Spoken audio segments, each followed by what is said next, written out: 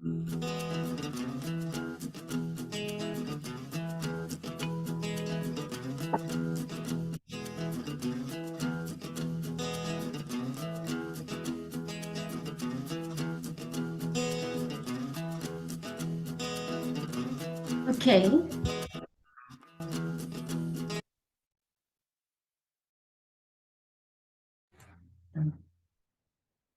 Okay, good evening, everyone. Welcome to the virtual talk, Navigate the Future of Work, Upskilling, Ethic, and Employee Wellbeing. So I'm Xiaoling.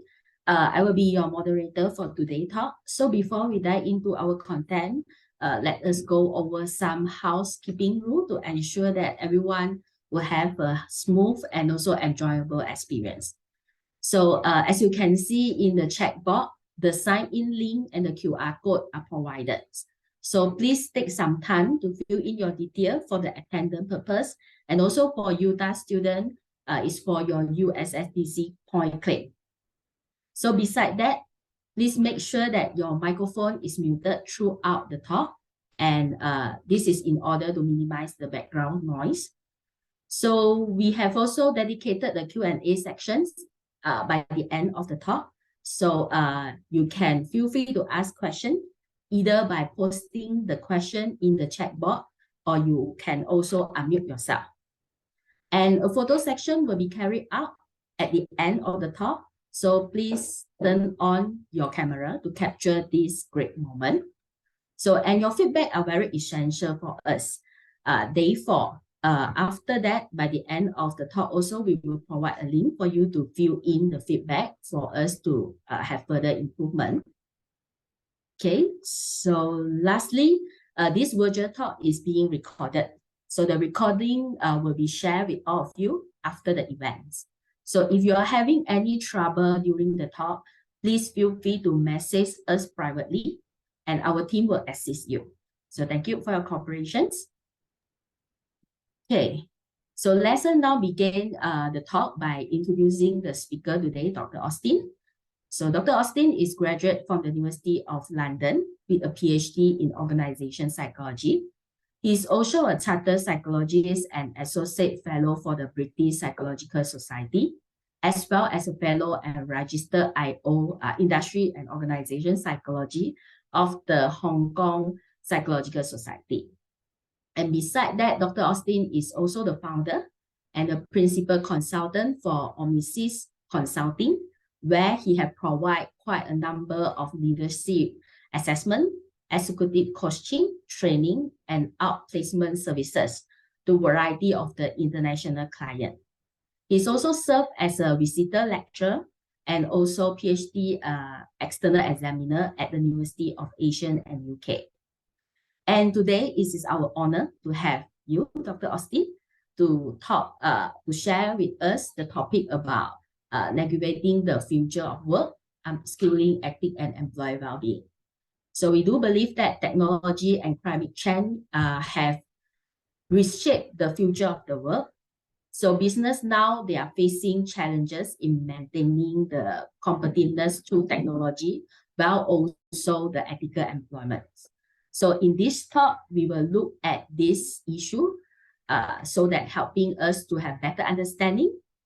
Okay, so without further ado, let us welcome Dr. Austin. Thank you very much, Xiaoling, and a warm welcome. Good evening to all of you in Asia. My name is Dr. Austin, and I'm based in the UK at the moment. So it is sunny and bright here at this moment, while you guys are probably enjoying the dark in the night. So I want to say thank you again to, firstly to UTAR for inviting me, and the students and graduates and people who are related to UTAR. And I just saw that you also have perhaps people from the psychology department of the University of Chulalongkorn. I welcome you guys to this session. As what Xiaoling has said, I am an organizational psychologist, and one of the things that I'm always very interested is the development of things that are happening in the space of work psychology. And like everybody else, we as Oxide are very concerned about what AI and automation is going to do to us in general, especially in the workplace. So today I'm just going to touch on a little bit more what we could be discussing about the future work and how we should be thinking about upskilling, reskilling, or also if we do implement any policies for AI implementation or automation, what should we be considering in terms of the workspace? In terms of questions, if you do have any question that you want to, immediately want to ask me, please just send it on the chat or even unmute if you want to. But of course, towards the end, we also have a dedicated time for Q&A. I'm going to share my slide at the moment. There we go. Let's see, I think we should be able to see that. There we go. Good. Right, navigating the future work, upscaling ethics and employee well-being. Huge topic here. I'll try to digest everything within the hour. So what we're going to talk about today and what will be your takeaway in this talk. A couple of takeaways I would like you guys to have when you finish this session today will be understanding a bit more about what reskilling or upskilling is. Why is it needed as we are in the verge of technology disrupting us at work? As an organization or even as an employee, what should we be looking for or looking out for when we are seeing how new technology is being introduced into the organization? The issue of ethics, what should we be considering when we are implementing anything that is technology-based? Thirdly, enable employees' well-being and work-life balance. Right? This is a topic that is incessantly discussed throughout a workplace environment, and more so now when we are talking about the emergence or the introduction of technology to work. How do we also enable just transition to sustainability? How do we make sure when we introduce technology, it is done in a way that is going to be sustainable for the organization and also for those people who are working in the workplace? Lastly, how do we adapt to the demographic shift thoughtfully? As we already know, at this present time, a lot of workplace, we have more than 3 generations of people within the workforce. So how do we ensure in the process of introducing technology into the workplace, we are also catering to the different generation in the workplace itself? Good. So these are the 5 things I hope you guys will take away with you today. Before we start, I want to ask a very fundamental question to all of you here present today. A simple question, really. What are your thoughts about the future work? If you could do me a favor by going to Menti and then use the code, and then we'll see what kind of responses you guys are thinking. So go into menti.com and then just use this code 12238290 and just key in a response.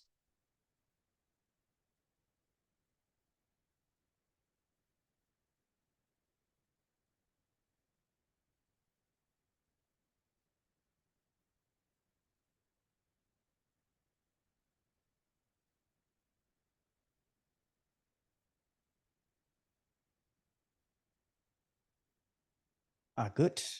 Artificial intelligence, okay. AI, yeah, that's the thing that we'll be talking about today. Flexible, yeah.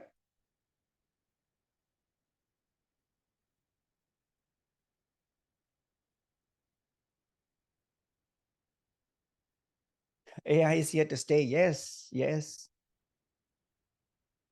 Working from home, yeah. No need to show face.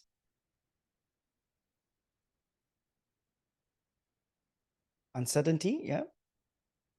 Hybrid, automation, flexible, heuristic, advanced technology, sustainable. Replaced by machinery. accessibility, competitive, robotic, diverse, speed, relying on tech. Yep.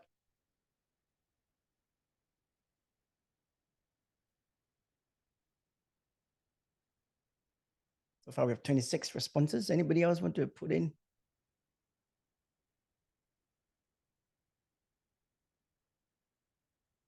Yep, having pros and cons, right? Whoever put that, do think about what are pros and cons though, in terms of future work. For you, perhaps, and also perhaps for your colleagues, or what do you see in terms of the workplace?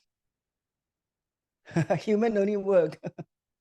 Okay, work-life balance definitely one of those issues. Automated, diverse, automation, high-skilled job. Yes, high-skilled job, would it be replaced? Or would it be replaced just like perhaps lower skilled job? High technology, advanced technology, okay.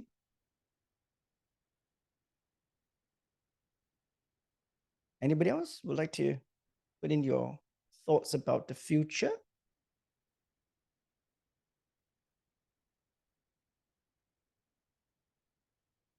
Okay. Remote work, high technology.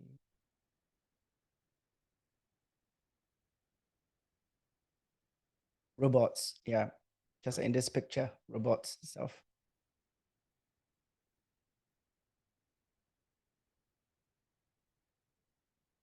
Convenience, yeah. Perhaps yes and no, depending on what's the context. We're talking about convenience here.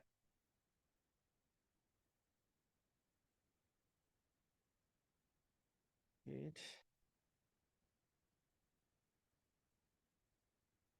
Good. I think some of the responses that there are concerns about how the future work is going to be, how it's going to pan out. There is definitely an agreement that there's going to be a hybrid work of arrangement as we are in it. When the COVID hit, we were all in a kind of hybrid mode anyways. And that is continuing as we speak today in some organization, but then some organizations are beckoning the employees to come back to work, right? Good. I think some of all these points that you guys have actually come up with, your thoughts about it, it's all very valid, right? It's all very valid. And definitely something to be concerned about and something to be mindful of, because the word here, future work, there's a lot of uncertainty. What we know at present is what we know with the information we have. But we can't predict in the next 5-6 years, there's going to be a certain trajectory of how the work in the future of work is going to be. While we are aware that some things will change, there are still a lot of things that we are very, very unaware. But the reality does remain here, as in we are actually facing a disruption, right? Indeed, we are actually facing a technological disruption, right? What we are being disrupted because of new technology is being used and so forth. And because of technology's disruption, we are seeing a couple of things. AI and automation are handling more complex tasks. Now, before I talk about the AI bit, I want to talk about the automation bit. Now, automation bit has already happened, right? When we look at situation whereby there's repetitive work, automation has now taken over to do those work. The argument here will be because most automation is taking along work that are actually done by low-level workers. Does that mean there is a phasing out of them not having a job? Yes, the reality is there. A lot of people are being phased out because of automation, but at the same time, automation also creates another opportunity there. If we take a pause and think about automation itself, the machine or the technology still require the input of an individual to ensure that the automation works correctly and accurately. Yeah. So even though we have automation has phased out a certain group of people, we still need the experts to input information so that automation can take place. So certain things in our lives, if you see around all of us, there are certain things that are being automated as we experience the world of today, right? For example, we get automation in terms of our transport, right? Some of our transport are being automated. Certain things are automated. We are seeing more and more automated vehicles. A lot of our daily lives are automated. For example, when we pay a transaction, very likely that we're using an automated form of payment rather than paying cash now. More and more countries are adopting that. One of the countries that's actually in the forefront, obviously, is China. China is doing a lot of automation, and you are seeing more and more services that they provide, or places where people use tech services. You do not see a physical person there anymore, right? So there's a lot of automation there. And AI, obviously, is artificial intelligence. Now, I'm going to put a tick there on AI. Right? When we talk about AI, there's always this fear, ooh, artificial intelligence. What does it really mean when we talk about artificial intelligence? I want to put a tick there for you guys to just pause, and I'll come back to the word AI afterwards, because I'm going to do a little explanation there about AI and machine learning. So at this present moment, we know there is disruption. AI and automation is taking over more complex tasks, and even tasks that are perhaps repeated is all being taken over by automation. Okay. I also want to plant that idea with all of you to think about, why is automation important for us? Why should we be concerned about automation, or should we not be concerned about automation? So maybe this could be a question that you want to think about along the line. Yeah. So as we move on to the next slide, we are also seeing, because of the technology disruption, there are a couple of skills that are in demand at the moment, especially those in data science and machine learning. So if you are a student in UTAR and you are studying IT, or you're thinking of getting yourself involved in AI technology or machine learning, there's no other best time than to learn all this at this present moment, because the demand is so high. And because the technology disruption is so new at the same time. So if you decide to study or in data science and machine learning, you'll be in the forefront. You'll be learning things as you go, and you'll be discovering a lot of things as you learn. And these are the demand skills at the present moment, because more and more companies, more and more organizations are looking at how they could incorporate AI and automation into the organization. And someone who has a background of data science and machine learning will be very, very useful, and will be very in demand because of your knowledge. Yeah.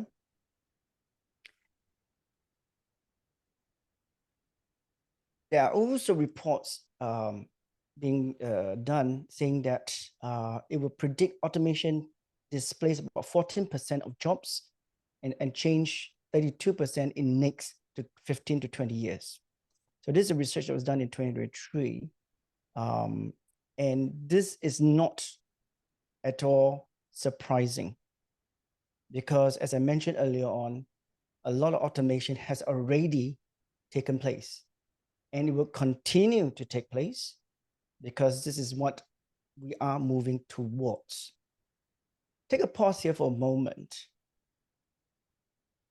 The figure itself can be quite alarming, because we are essentially saying that in the next 15 to 20 years, our work might be replaced by someone, by a technology, by a robot, or by someone else.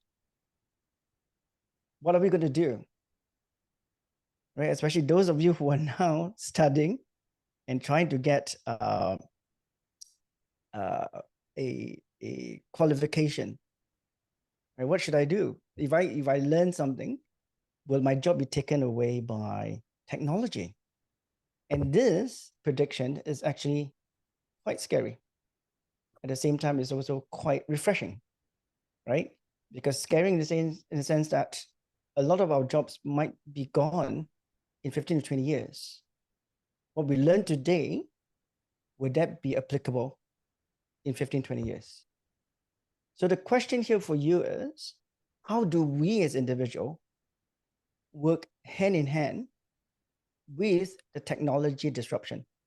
Knowing that it is already here, what can we do to help ourselves? Yeah? So this is something that we'll talk about in terms of upskilling and also reskilling there. Now, early on, I promised you I wanted to talk a little bit more about AI and machine learning, right? It's just a picture to let you realize that, oh, we are going to be working with technology and perhaps robots. Hopefully they maybe look something like this, friendly and not horrible. So we all know what general intelligence is, right? All of us have general intelligence. So we assess our general intelligence based on cognitive activity, our understanding of certain things we do, and how we behave. I think this is kind of more relevant to a lot of psychology students who understand about intelligence. For those who are not doing psychology, basically when we talk about general intelligence, is your intelligence, your ability to do certain things, and how do you do it? So the behavior of that. And what is artificial intelligence then? What is artificial intelligence? And from the word itself, right, this intelligence is not natural, is kind of beyond general intelligence. So when we put it very simply, artificial intelligence would be something that is beyond intelligence, right? Something that is beyond intelligence. But where does this artificial intelligence come from? How does one describe artificial intelligence? Okay, it is intelligence that's not organic. It is not something that is done by a person's behavior, but where does it come from? Right, something to think about, what does artificial intelligence mean to you? So when we talk about artificial intelligence, it's always about intelligence that is inputted by data and information, right? Therefore, it surpasses the general intelligence. However, as I say, it's not organic. It means it has to be inputted. Something has to be added to this machine for them to display their artificial intelligence. So there is a form of data involved there to create that artificial intelligence in machines.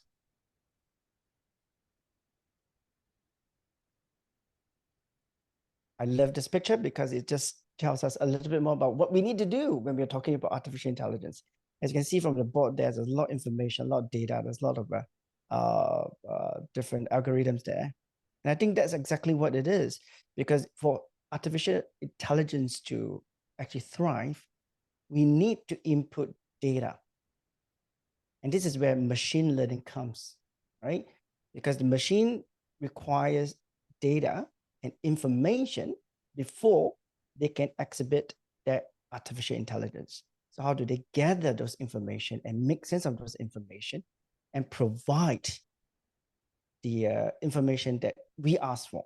So for example, a lot of you will be very exposed to things like ChatGPT or even Claude, right? And behind the platform itself is all about gathering all the information. So that's where the machine is learning the different data, learning all the information we input into it. So when we talk about artificial, we talk about artificial intelligence, and we talk about technology disruption and also machine learning. What is the missing link here? What do you think? What is the missing link here? In order for a machine to learn so that they could exhibit their artificial intelligence, to help us to do things faster, to give us information at a faster rate. What is the missing link? What is the missing link? What do you think? Let's see whether you could put into input. Yes, yes. Jai, you're right, input. What else? The creator. Aha, we are getting somewhere there. So input creator.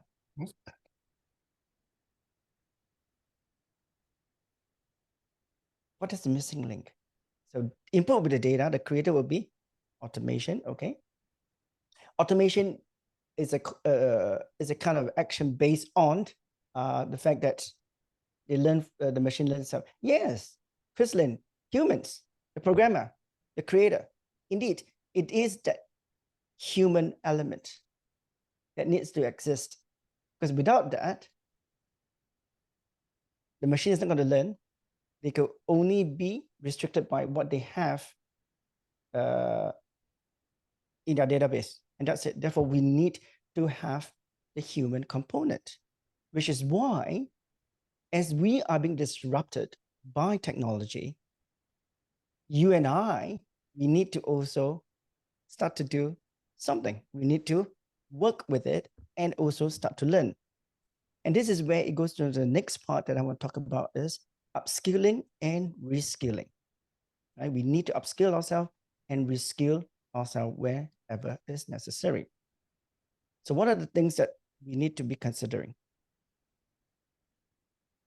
Reskilling. We need to be training for new occupations, right? As individual, as I said earlier on, in-demand skills is data science, right? And also learning of machine learning. If you feel that you want to be in this space or you feel that you do not be left behind, you have a fear of missing out, reskilling is the way to keep yourself employable, perhaps the next 15, 20 years, to be still using a skill that you can apply beyond 20 years. So training for new occupation, perhaps learning a different skills. It is now much more easier to learn any skill that is related to AI, anything that's related to technology. So far more easier than before, right? If you click on any website nowadays or any training platform, you'll be able to see things like machine learning. You'll be able to see machine learning, You'll be able to see machine learning and also be learning about how to do coding, etc. So if you are thinking along the line of wanting to thrive in this space, start thinking about what can you do in terms of your reskilling yourself to be employable in this space. Second thing is upskilling. How do you enhance your existing skills? The skills that you have, right? And the job that you're doing at the moment, or you want to become perhaps as a psychologist or an IT consultant, what else do you need to upskill yourself? You might have certain skills already. What do you need to upskill in order for you to be relevant in the realm of technology, right? In a world where now there's a lot of technology disruption. What are the skills that you need to actually enhance? Lastly, when we talk about upskilling and reskilling, it is also about businesses adapting faster than their competitors. So for business in that space of trying to ensure that their employees are up to the level of certain skill level, they need to ensure they are constantly being developed so that they will not lose out to their competitors, right? If you read the papers now, if you read what's happening in the world, a lot of organizations are now struggling to see what's the best way to do to teach their employees so that they can be a bit more savvy when it comes to introducing technology into the organization.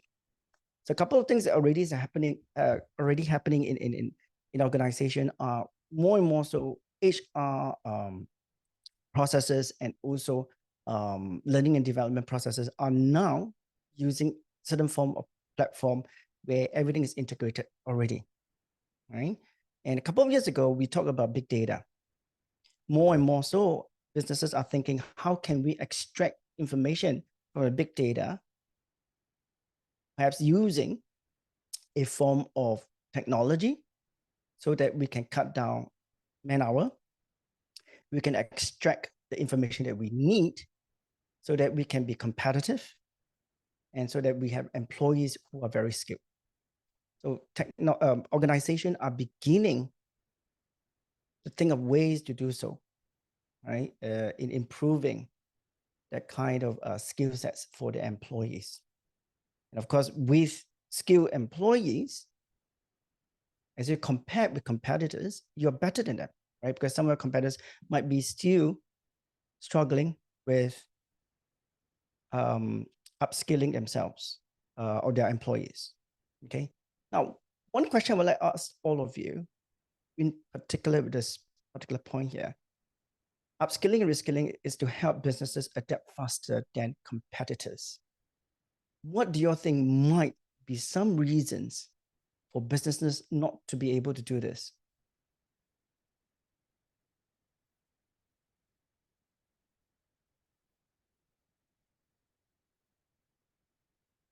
What are the reasons that will actually prevent businesses to upskill, reskill their employees to stay competitive? What do you think? You can put some of those answers in your chat.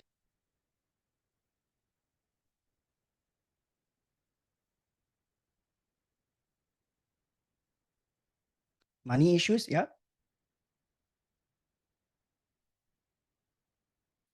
Lack of technological advances, yep.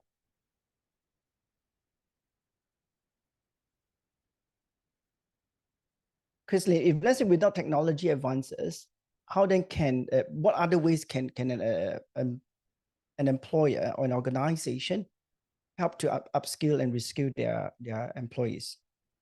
Culture resistant to change. Yes, that's a big one. Adaptability to change. Yes, that is definitely a big one. Cultural change management. Yeah, adaptability to change. Yep.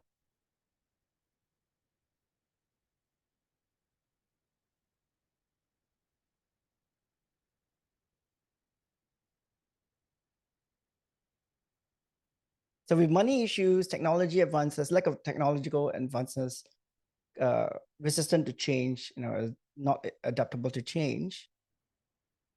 If a business knows that if they don't upskill or reskill their employees, they are going to actually be not competitive and will lose the business. What do you think they can do then?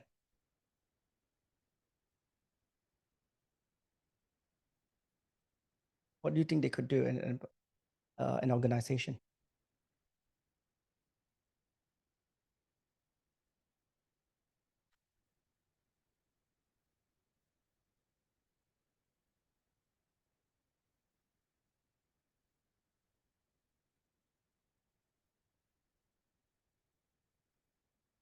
One good point about thinking for organization to change, right? While they love to upskill and reskill, it is also very important to actually understand, why are we doing that? What's the purpose of doing that? Do we really need to upskill and or reskill our employees? Right? One of the questions very important to us is it necessary to do so? What are the reasons for doing that? Yes, prioritize important roles in organization. What is the importance here? Why should we be doing that? Is it necessary for us to do that? Yeah. And one way of doing so is to look at, first and foremost, the existing stuff that you have, right? Whether they really need to have that kind of learning, continuous learning. One of the ways that in order for us to do so is to ensure that there is a way that we are monitoring the development of our individual employees, right? So for those of you who are working in organization, or those who will be working in organization, there is always a dedicated team of people within the organization to be taking care of employees' constant development and learning, right? How do we determine that, whether a person requires certain learning, especially in the context of what we are talking about today, technology disruption?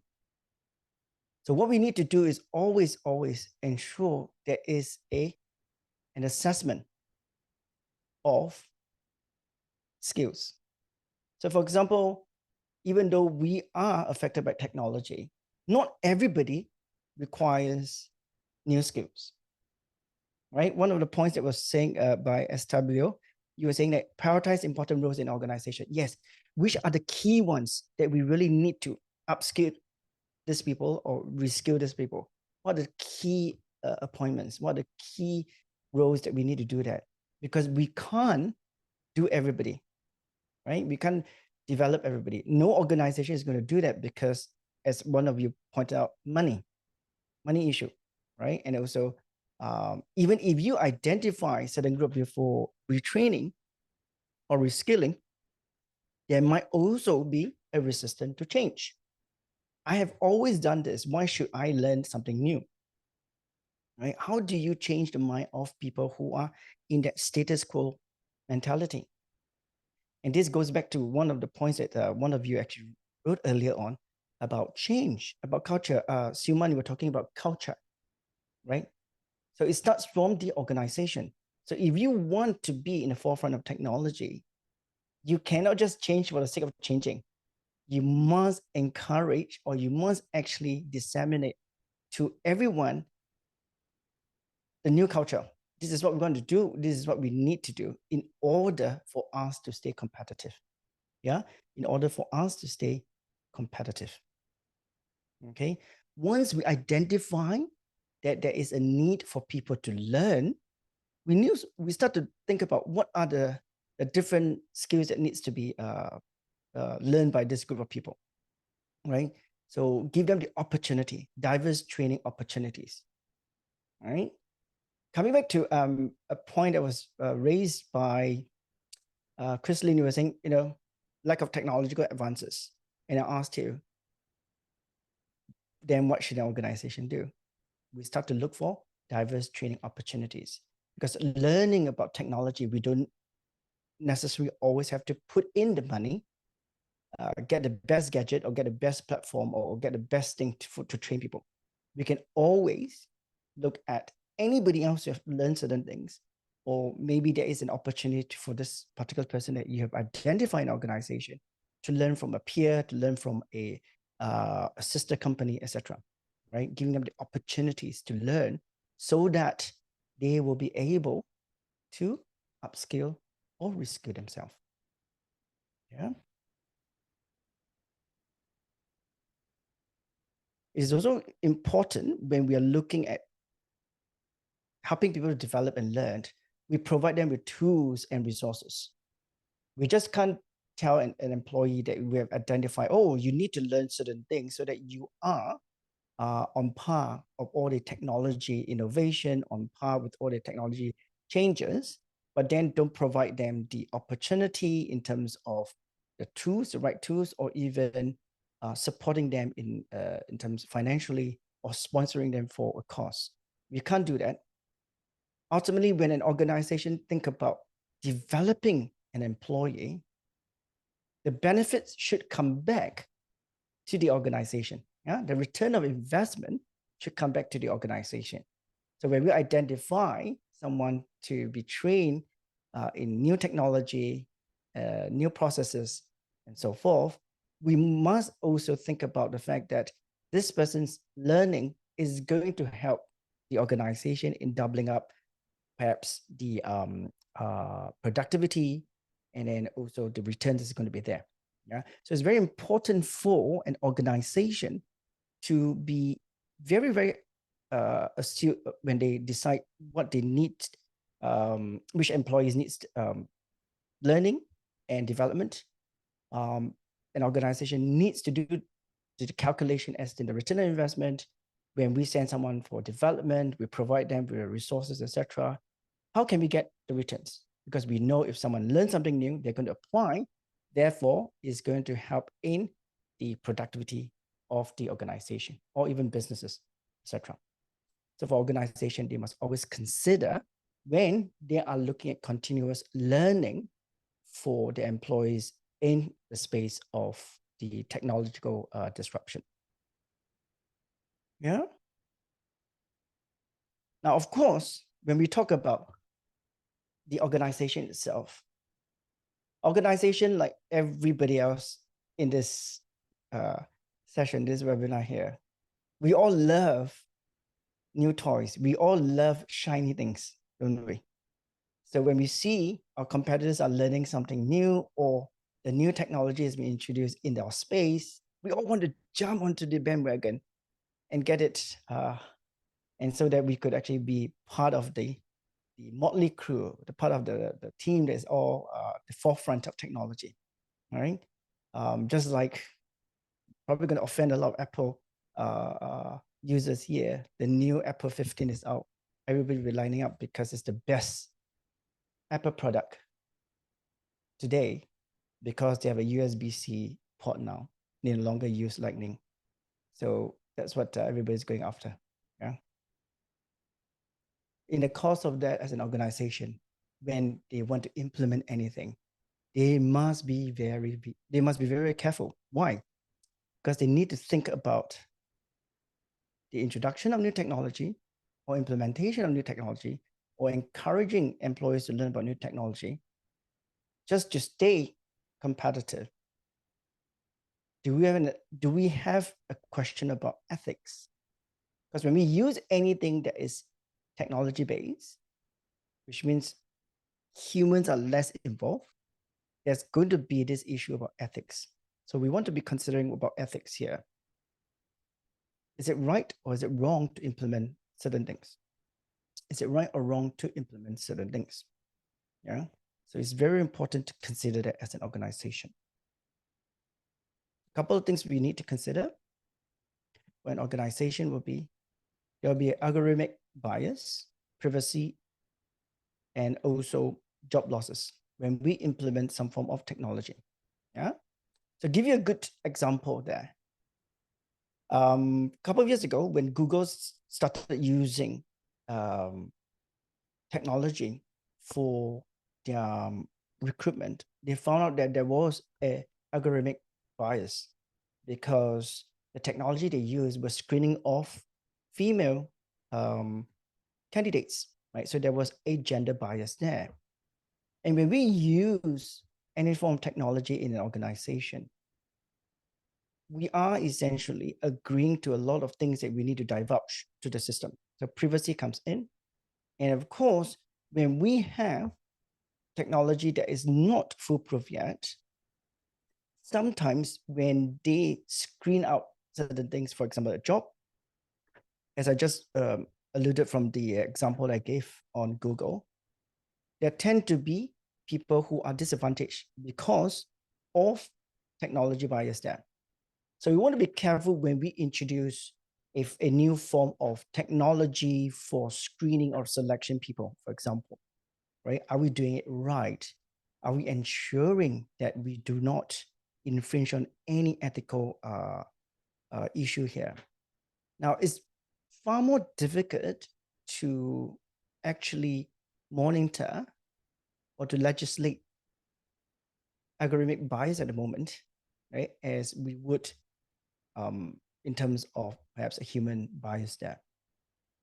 Now, algorithmic bias here, because we're using technology and this technology is so new, we are not sure what exactly the technology is actually using the right algorithm to, for example, select or recruit people. So one of the ways in terms of selection is to ensure whatever that's input inside this system is accurate, right? There are a couple of organization or consultancy firms in the UK and also in the US are using some form of technology to do things like assessment, selection already. And they are very mindful of the algorithmic bias. So what they are doing is ensuring what they input inside the system is accurate, and they will double check it. that goes back to what I was saying. Even though we have technology, we still need human beings. Yeah. So this is something that needs to be taken into consideration when an organization use any new technology. Okay. The next point here is multidisciplinary design teams. So when we introduce a technology or we are going to create a technology, we must ensure that we invite different groups of people to look at the technology itself. This is, again, as what I alluded in the first point, is to reduce biases. Right? At the same time, when we have multidisciplinary design teams, we are also getting more inputs from different people from different perspective, right? Someone who might have an architectural background, someone who might have IT background, someone who has a personality background, who understands about psychology, someone who understands about the function of business, etc. When we come to design a tool that could be used in an organization, or an organization chooses to use a tool, they understand that that platform has as a robust design team, robustly designed, and also has gone through a lot of iteration before they came up with the platform. Yeah, so it's always good to understand that when we implement something, make sure that it comes from a multidiscipline of people who have helped to design it, and not just one particular group of people. Thirdly, ongoing public and private partnership. What we do as an organization, is it the same as what other people are doing? There's always going to be a dialogue, ensuring that as an organization, when we do this, how is this going to impact on the public, and vice versa? What the public policies are going to impact on us. So having that partnership and understanding what other people are doing, for example, as a private commercial organization, what are NGOs doing in the space? What are the governmental departments doing? What are they all experiencing in terms of implementing a technology platform within the organization? But having that conversation and understanding what people are doing is very crucial to ensure that as an organization, when we implement something, we do not fall short of the ethical standing there. Yeah. So these are the few things that we need to consider. The next point here is more on the employee well-being. We all know technology. Some of you have already said earlier when I asked, what do you consider, what are your thoughts about future work? Work-life balance. We are all crazy about technology. We are all glued to our technology, right? I'm sure as you guys are listening to me, half of you, or probably 3/4 of you, are doing multitasking. You'll be looking at your mobile phone, you'll be looking at something else, because we just can't get away with the latest TikTok video or social media, right? Because it's in your face 24/7.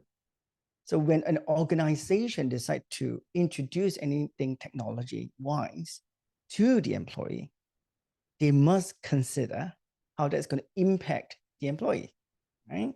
Even though you might have a hybrid system, how is that going to impact you too? It's very important there. So employee well-being, right? Because there's technology, there's going to be blurred work-life boundaries, right? We must ensure we also prioritize mental health support if there is a requirement on that.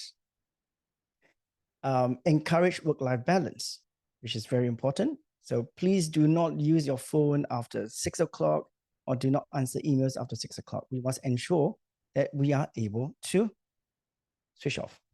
Yeah, it's something for the employees to consider. What you as an employee should also highlight to your employer if they are not doing that. The just transition. What do you mean by just transition? When we are changing new things, we need to make sure that what we are doing is sustainable and is fair. That's what it means here. Yeah. So for those who are displaced because of technology, an organization can do their part by retraining those displaced workers, giving them new skills, ensuring that they can still work in an organization and not displacing them. Now, displacing workers sometimes is inevitable as an organization goes through changes.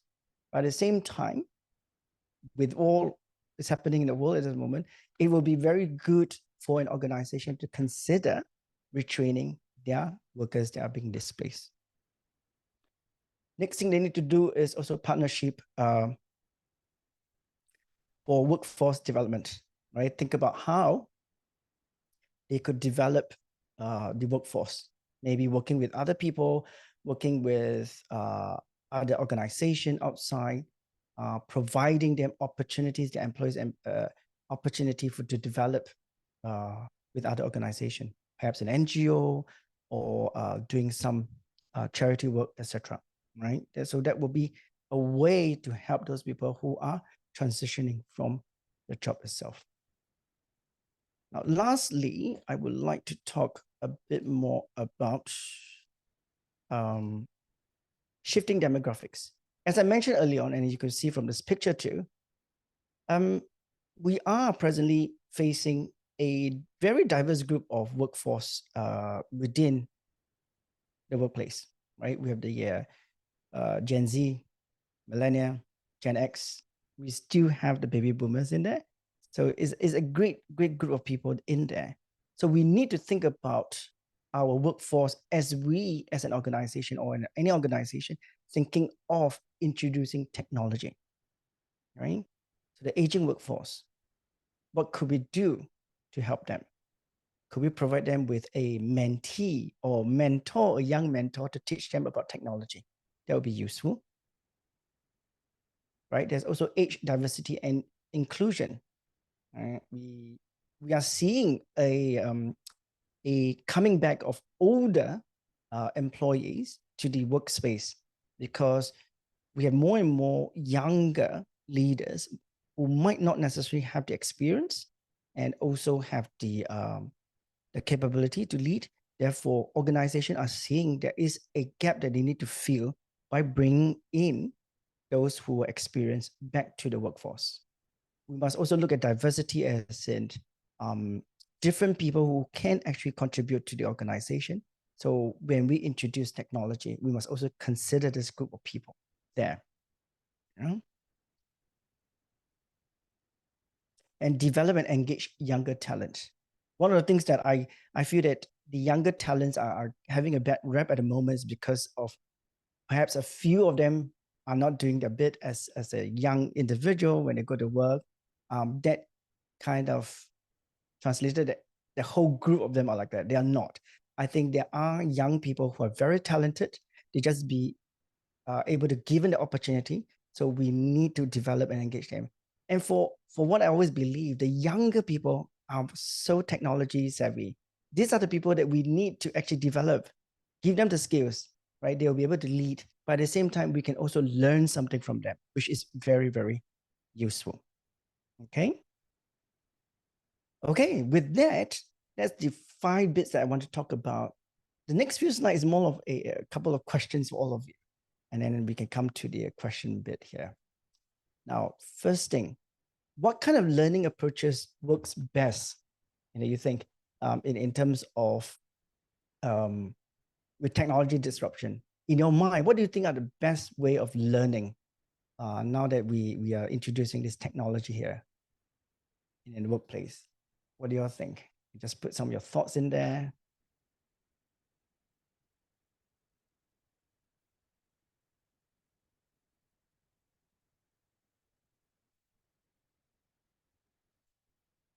I'm very mindful, like about 7 minutes. So I'm just going to ask all of you, what kind of learning approaches works best? So in order for people to learn about technology, what do you think is the best thing? Mentoring, yes, great one. Also cross mentoring, actually. The young mentoring the older. Yep. Oh, 720. Yep, definitely. Theory, practice. Yep. Yep.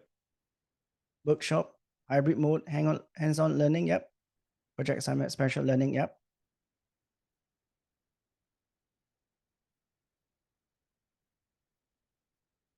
Empathetic learning approach. Yes. Yes, that goes with the different generation, isn't it? We cannot expect someone who is probably Gen X or baby boomers to pick up things very fast. We can't, right? I think on both sides, as we teach young people about technology or learn from them technology, we must also be patient as a young mentee or a young mentor to the older generation. Training, coaching, case study, long-term training, interactive engagement learning, self-driven learning. Yes, I think self-driven learning is one of those things that is, it was a kind of requirement for us when we start learning things. Now, less so because of the work that we have, but this should be introduced back, I think. Role plays, peer-to-peer learning, definitely skill-based learning. Yep. Definitely. Yeah. I think you guys got it right. I mean, there's a lot of things that we need to ensure, like all trainings, we need to make sure that people are learning it right. People are able to learn from what they see. Mentoring. Yep. The teaching method. Yep. Pedagogy, practical hands-on learning, problem learning. Yep. Those, and especially with the adult learning pedagogy there, we need to think about what's the best way to teach adults of different generation. Yeah. More practice, experiential learning. Yep. Good. Thank you all for that. That's brilliant. Okay, moving swiftly to the next one. I want to ask all of you then. We talk about work-life balance as one of the important things as we introduce technology. What are your ideas for work-life balance? If you're in that space now, if you're in the space where you're seeing technology is coming to your work, but you do not want to be overwhelmed, what can you do to ensure that there's work-life balance?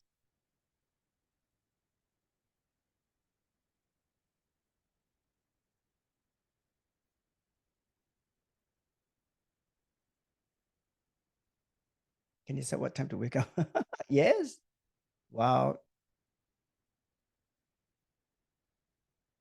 Setting boundaries. Setting boundaries, yes. Very easy said and done, huh? Setting boundaries. 4-hour work. Well, not many countries are doing that, but some countries are doing that already. Some have proven to be working, some are not. Having enough time for self and work. Me time is important. No work related message doing. Yep. Yes, there's a concept called liveism or liveism, where people are actually on a day off or a sick day off, they're catching up on work. And this is something that is happening, especially during the hybrid mode of working. Because I think employees are still feeling that there is an obligation. If they are sick, they still need to catch up on work. So that is definitely not good for work-life balance. Having enough time for self and for work. Yes, having that division of time and work is very easy to say, but it's very difficult to do. What would be your way of doing it? For me, I personally I'm technology nerd. I like to use technology to help me. So I have it on my calendar. I will physically get out. If I need to have a break, my calendar will remind me, or even my watch. So I like to have used technology to help me to do the things I want to do in terms of work-life balance. A room for me time. Flexible holidays. Yes. Who doesn't want that? I want that too. Set time when to do work. Yes. If you have the luxury of setting time to do work, that would be great, right? What is the best time for you to work? Some people work very well in the morning. Some people work very well in the night. Take all your breaks in time. Yes. Use a technology, use an app or something that can remind you. Take a 10 minutes break and so forth. You'll be surprised when you take 10 minutes break, you come back to the issue that you were facing early on. It becomes clearer. You have more ideas. Cut off working time, better mental health, working hours, priority me time. Don't open laptop up to back to home. Yes. No disturb after office hours or leave a day. Yep. A lot of fantastic ideas, which are all very, very good. All right. All very good. But some of them quite difficult to do so. Okay. With that, I come to the end of my presentation. My last slide, last second slide is actually any questions from all of you. I'm happy to answer any question here. Just gonna stop sharing here. Yeah, thank you, Dr. Austin, for the very insightful sharing. So I think our participants have benefited a lot from it. So now is our Q&A section. So if you have any question to ask, please feel free to unmute yourself to ask the question. If not, you can also post your question in the meeting chat. Okay, so while we are waiting the respondent to ask question, so actually we collected some of the question ahead before the workshop. So maybe I will ask one of it. So there are one participant asking about, they know that AI is something that unavoidable right nowadays, but then would it be as effective to replace any psychological job? Because seem like AI might not maybe lack of some human perspective. So what do you think about it? Yeah. I think generally AI has become a virtual assistant in the space of, as a psychologist, when they, for example, some psychologists are using an AI or virtual assistant to screen off potential clients. Now, that does not mean that they're using it for therapy itself. They're just using that to screen off, right? But I think as psychologists, most of you will be here as psychologists, and myself as a psychologist, there's always that human component that an AI, avatar, or what have you platform can never replace. So I don't see that AI will be replacing therapy per se. However, I'm going to be a devil's advocate. However, as I said earlier on, AI technology will only be beneficial, will be useful to us if we give them the right data, right? But which means even if we want to use AI as a form of, as a therapist, we still need to feed them information so that they could identify. But for sure, I think at this present moment, we still need that kind of human touch, especially in terms of therapy. And I think people are more comfortable talking to someone than talking to a machine. Okay, so is there any way that we can also pair with the advanced technology to help us to lighten our job, perhaps? Yes. And then I think going back to what you were talking about therapists, right? They use it as a virtual assistant. Now, I do a lot of coaching. I have started actually using a form of AI note-taking app so that when I'm actually coaching someone, I don't need to be focusing on writing a lot. And the person also don't need to be thinking what they've said to me. It's all been taken. And I tell them, look, are you okay for me to use a note-taking app? They say, yes, fine. Because after that, I will send it to you. So these are the things that we talk about. You can actually refresh your memory what we talk about and how you want to work on some of the things that you agreed on. So I think in that respect, it's helping both parties. But again, going back to the ethical bit, we must agree, right? I can't do it secretly and say, oh, I'm going to do this. And then you're surprised when I send you a transcript. So I don't want people to feel that way. So it is helpful, is how you use it within the context and not falling into the ethical issue there. I think that's very important. Yeah, thank you. Thank you for sharing. A very good idea. So next time also we can consider the units, because so that we can fully focus on the respondent, right? Okay, I think we received one of the question from the participant. So he asked about, can Dr. Austin share about some ethical consideration and also framework that business should adopt when integrating advanced technology and AI into their operation to maintain employee trust and societal responsibility?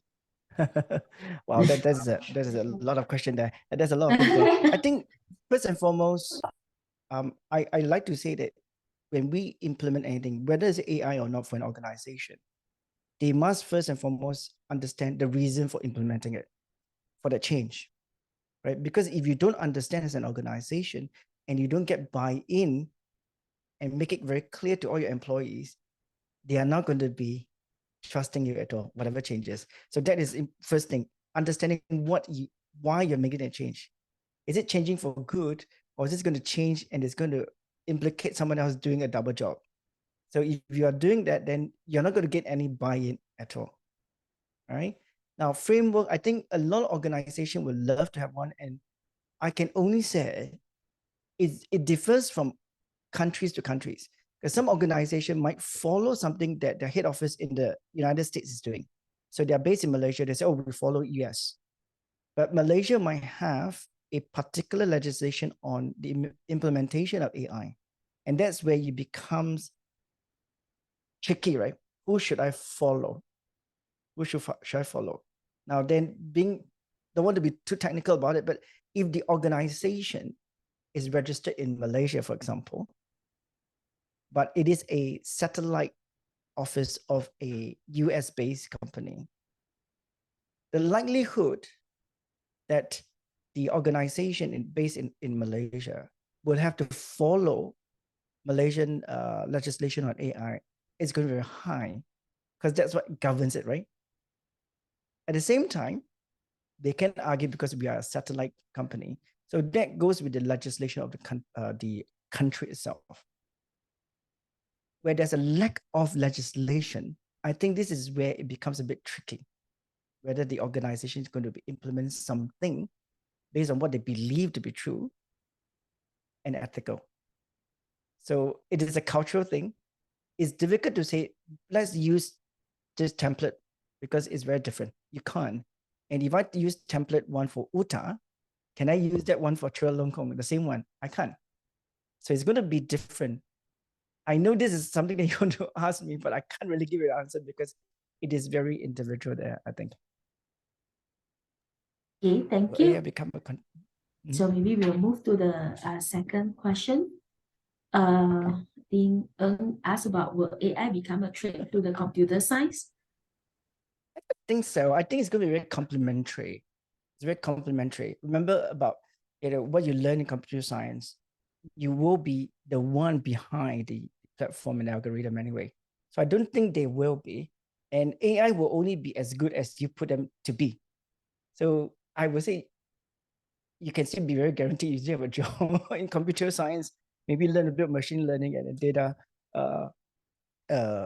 science there, that would be useful. But I don't think you should be worried about it at all. I think so. Okay, maybe look at another one is by saying that living here in Philippines, some of my fellow citizens are not knowledgeable about the technology due to the lack of access. So my question is how they will be part of the new future with technology if they do not have the lifestyle of the life that we have. So maybe is there any training opportunity? Yeah, I think when we are talking about people who are not knowledgeable, it is a very country issue here, whether your country is willing to upgrade and upscale everybody to the technology level.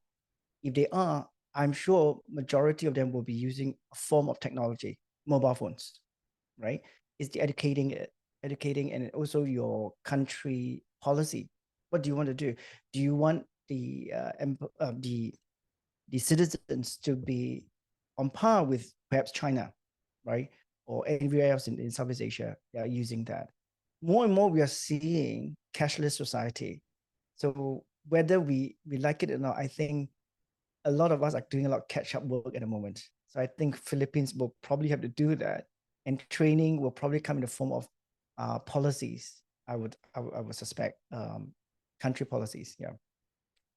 You mentioned a while ago about diverse training opportunities. What do you think about agile model or the Scrum framework being implemented, especially on tech? Yeah, I think all forms of models are good because we can learn everything under the sun. It's about the application here. And I think the more you learn, you are creating opportunities for yourself, whether there is a technology disruption or not, right?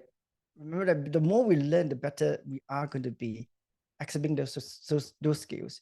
And you make yourself marketable, you make yourself a bit more open to more career opportunities. So do not be just kind of curtailed by one thing, right? And especially you were saying about tech-based company, I would say yes, definitely, because the people that you work with, you will know they are kind of very siloed mind.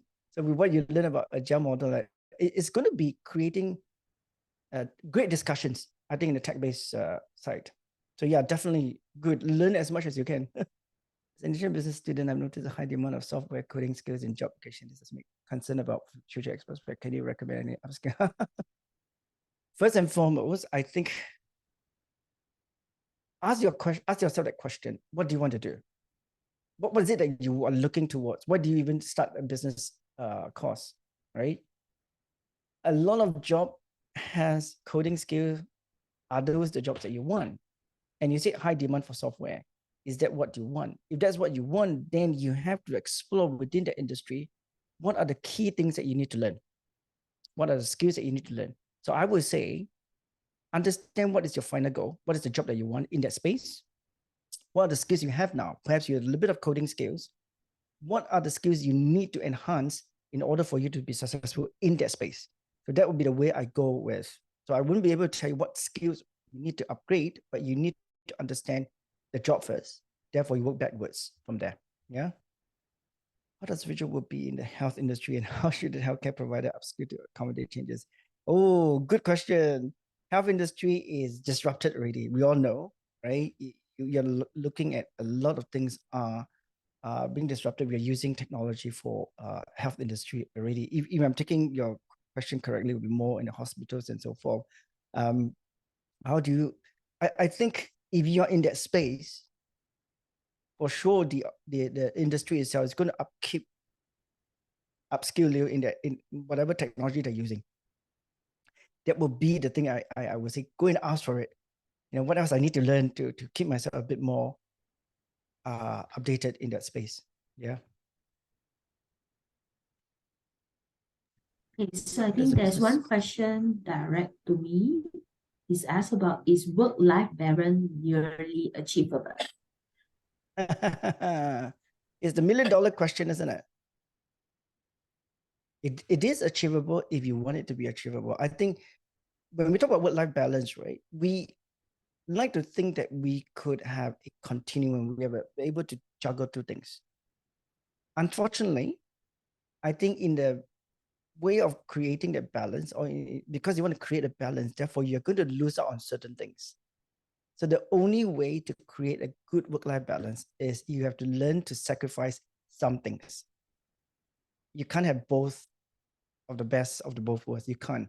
So if you're going to have a better mental health, you want to have a peace of mind after 6 p.m., then shut off from work and give people that the information that please do not contact me at 6 o'clock. If you do so, I will only respond tomorrow. And that's how you sacrifice that connection with the people at work. But at the same time, you are gaining something from your rest, your time with your loved ones, etc. So work-life balance is about putting something, prioritizing that thing more important than something else. So that is the only way. And you have to make that choice according to your circumstances and context. Okay, thank you. So is there any questions? Okay, so if not, maybe I will ask another question that I found interesting. It's talking about human creativity. So we know that nowadays there are a lot of advanced technology, AI, and so on. So the participant did ask that would they gradually lost their creativity because that has replaced by AI itself? I like to think as no, because coming back to what I was saying earlier on, right? Artificial intelligence is about learning the data. So if you create something based, or you input a data based on your creativity, you still hold that creativity there because it's yours. It's not from the AI. AI can only create something based on what they know. So yes, they might create a beautiful picture in Midjourney, for example, one of the app, or any of the apps you ask them to do. They might create something, but that is based on the data they gather from the system itself, from the platform. Creativity is very individual. So I wouldn't worry too much about that, because if the technology is using data they are finding in that sphere, which means the likelihood there's going to be replication of that creativity, right? So your creativity is uniquely yours. So there shouldn't be a fear that your creativity will be taken over by AI. unless you are embedded in the AI itself. So you become the AI, then your creativity will be controlled by it. But I don't think that's the case. So I think you can rest assured, if you're a creative person, please go on and carry on being a shining creative person. Don't be afraid of AI. AI is only going to help you in your creativity, but not going to take away your creativity. Thank you. Any other question? Since AI can generate useful insights from data collected, does business analyst or related position lose its value?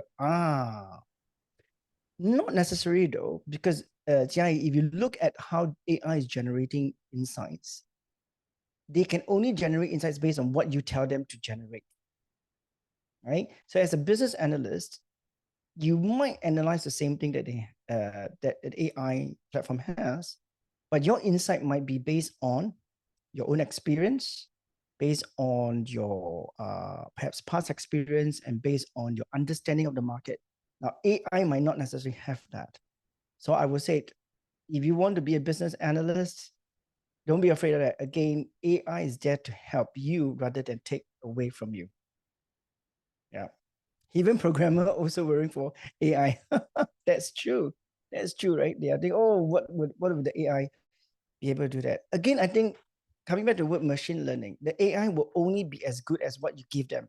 So it's kind of garbage in, garbage out, right? If you put garbage in that is good, it'll be good, right? But if you put anything as bad in there, you're going to get bad stuff.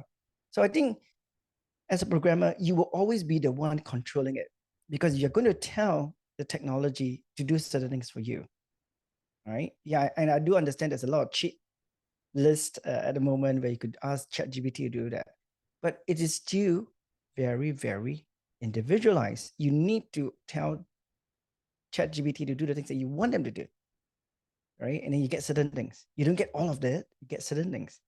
So I don't think you should be too worried about it as a programmer. But getting yourself upgraded in that scale is good because the more you know, the more you're able to control the technology.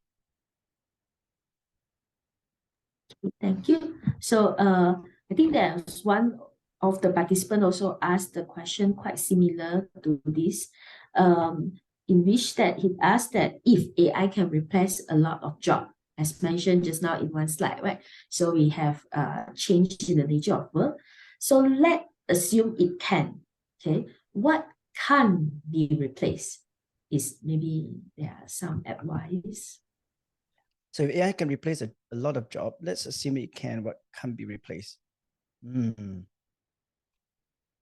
I would say, I can't predict the future. Maybe, we are seeing humanoids already where they are able to express a conversation and so forth. Again, those are with data to fit in the emotions, right? I would say if you are a business student, if you are a psychology student, or if you are actually a working adult that still uses the brain to think and analyze and what have you, you don't have to worry that the AI is going to take away your job. Because AI, although we have been talking about this for so long, AI is still very new. They are not going to be taking all our jobs just like that. It's impossible. It's impossible. What they are lacking is the emotional component that all of us has as an individual, right? We as human beings, we have conscience, right? We also have emotions and so forth. While AI can copy that, AI does not have that ingrained in them.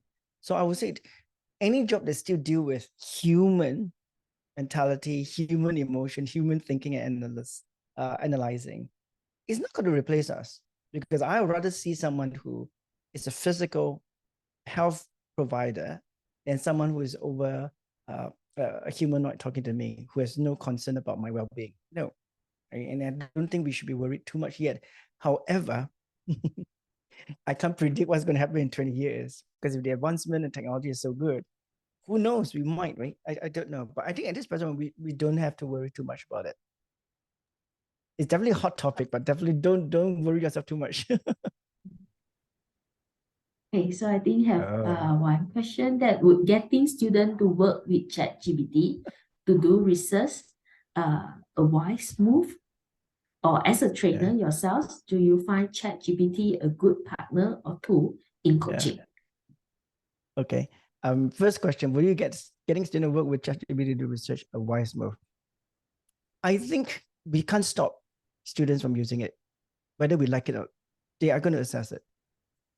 However, using it, whether they are discerning, whether they understand whatever they get from ChatGPT is accurate. So the student still need to do due diligence, check the references.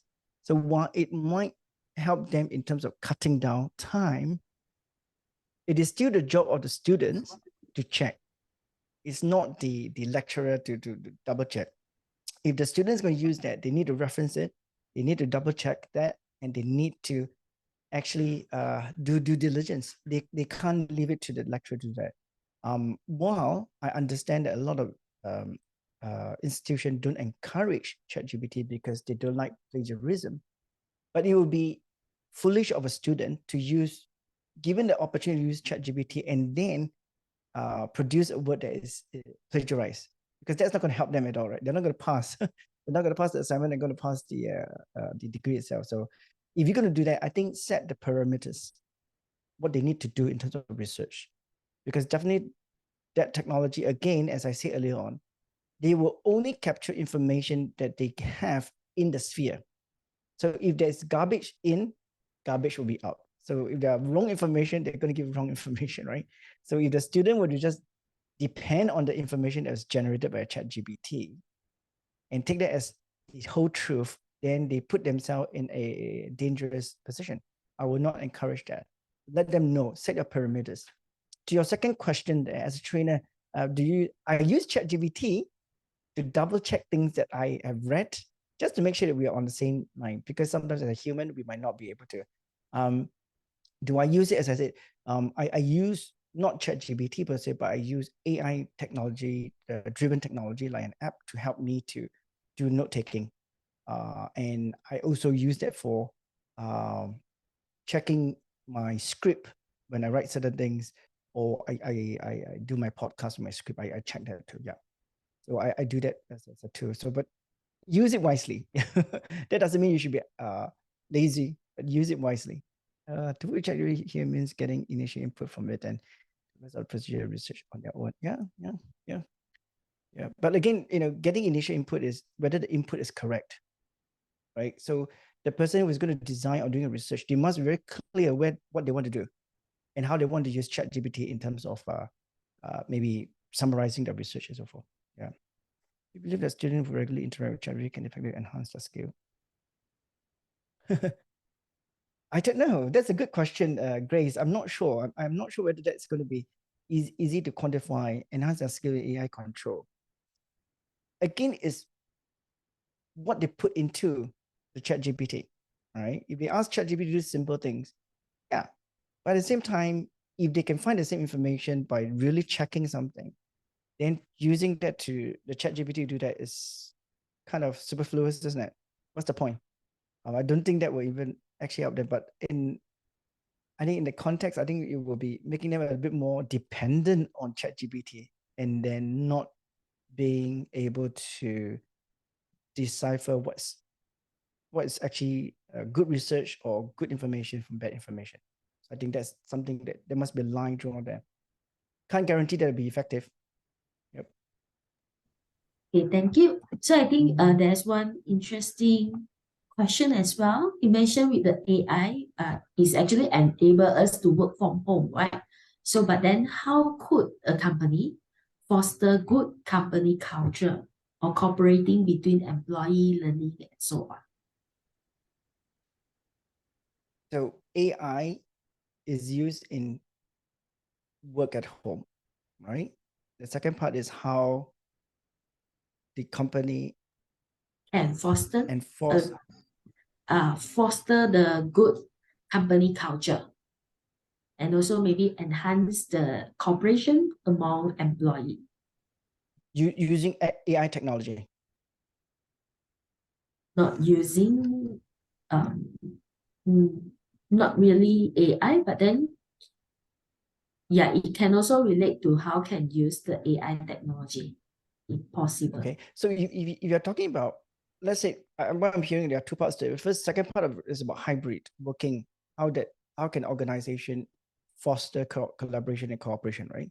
If they are working hybrid away from office, I think this is very organizational, very contextual. What exactly and how are they creating that hybrid mode first, right? Some organization will encourage you to come into the office just one day, 4 days at work, or 4 days at home. And I think you can't enforce certain criteria when you have actually encouraged someone to work from home, because the whole point of working from home is flexibility. So you cannot say, Xiaoling, I need you to be working from home from 9 to 6 as you would come to work. You can't, because the whole point of it is that there is flexibility. But you have to tell you, Xiaoling, okay, Tuesday, Wednesday, Thursday, Friday, you're working from home. We need this project to be really up and going by Wednesday, right? So would you be able to get everything kicked off by Tuesday? You say, yeah, I can do that. Half a day I could do that. So my concern would be, if you can do that, you've delivered your work, right? I trust you. You trust me giving you the accountability. That's fostering trust, really. And if that's fostering you doing your work, I wouldn't be too concerned about how you spend the other half of the day, because you've done your job. And the whole point of me having that hybrid with you is that you choose how best you could do the job within that time frame at home, Tuesday, Wednesday, Thursday, right? That's up to you. But that will foster that. But if you're using technology, if you were to use technology to help you, that's fine. Because my concern here is, as long as you do the job per our arrangement, I don't really care how you do it, as long as you get the job done, right? So of course, that's not all organization, but it has to be a initial agreement first before I allow you to do the hybrid. And if you use technology, no problem at all. I'm happy with it as long as you get the stuff done. AI learns much faster than humans. Sorry, go on.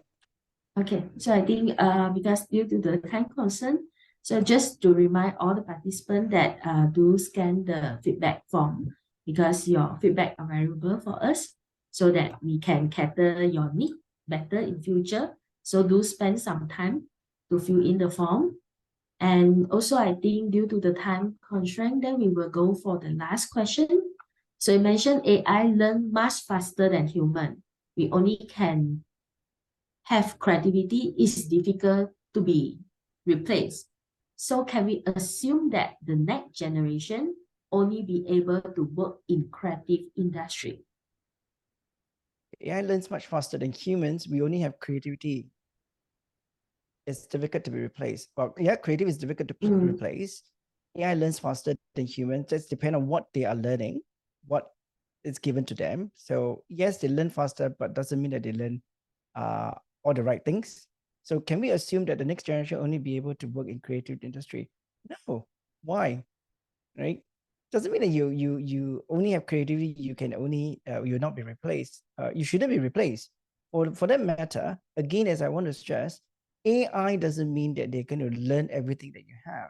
What they learn and what they absorb, what they are able to generate is based on what is given to them, the data, right? Or whatever is information that's out there. If the information is not there, then they're not going to learn that chunk of things. So which means you as a person who has learned that chunk of information or that chunk of knowledge, that knowledge is still yours, right? You've learned that. So you are still one up against the AI technology. So there shouldn't be a fear that you will lose your job if you have that knowledge, right? And which is why I think one of the things that we were talking about is constant learning, continuous learning. So you upskill yourself, right? Or you reskill yourself to make yourself employable, that you learn more. Because AI cannot learn everything in the world. Unfortunately, we are not in a situation where we are taken over by robots at this present moment. Thank God we are not, because all of us are able to have a conversation because we are using our intellect, our intelligence, right? We are not using AI to answer all these questions. So fear not, people. You can still be in your own industry, right? Just be mindful that AI is here with us. Don't treat it as a threat, but use it as something that you can utilize as a tool. That would be my advice. Thank you. I think we have learned a lot and from this talk. So unquestionable that technology have evolved, and it's time also we need to learn to adapt to it. So I think it's essential for us to maintain the competition without jeopardize the employee well-being, and also forgo our commitment to upholding the ethical standard in the workplace. So I like the last sentence that Dr. Austin mentioned in before, that the choice we make today will determine the workplace for tomorrow, right? So maybe now I think we can go for a photo sessions. So you are all welcome to turn on your camera so that we can capture this great moment. Yeah. Wow, great to see all of you.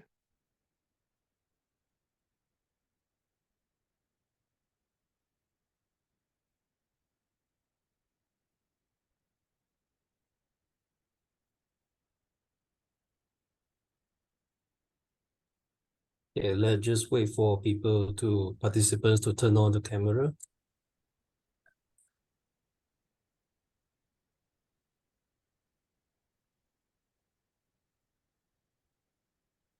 Yeah. Okay, shall I take the photo now? Yes? Okay, hold on.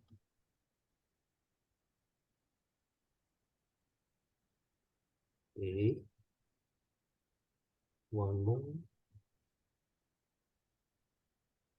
Okay, waiting for them to turn on the camera.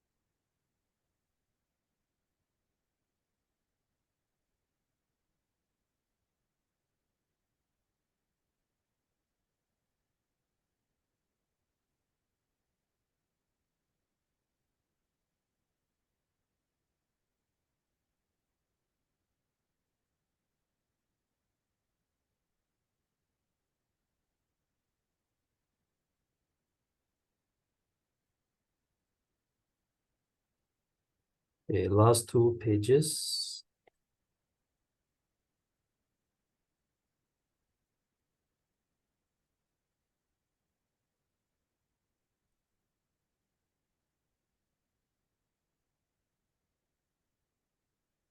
Okay. Photos are all taken. Oh, Yeah, brilliant. so yeah, thank you, Dr. Austin. Thank you for the time, and also that you're willing to share with us a lot of information. So we also want to take this opportunity to wish all of you have a nice weekend. Okay, thank you. Thank you. Thank you. Thank you. Bye-bye. Thank you very much. Bye. Bye-bye.